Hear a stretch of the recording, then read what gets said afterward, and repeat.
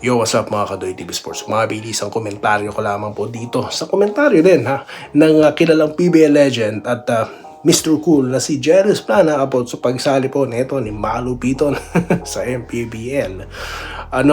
Pre-season, alright? Kengku yan daw, pang-content daw. Ano masabi ng Doy TV dyan? Well, ganito po, no?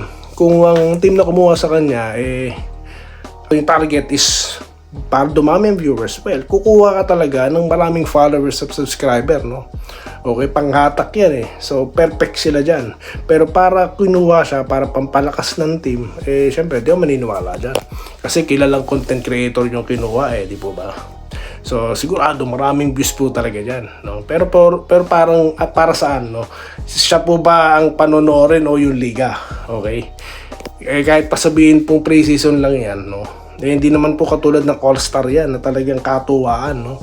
Kahit pa paano po, bit-bit ang pangalan ng liga, ang MPBL. Diyan na po naglalaro ang former at future PBA players, di po ba?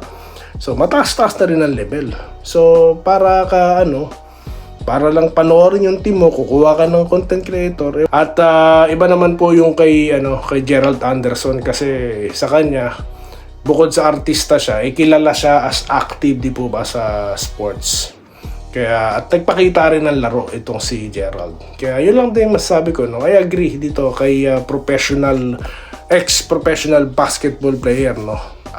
At Mr. Cool, Jerry Esplana. Okay? Yun lang po.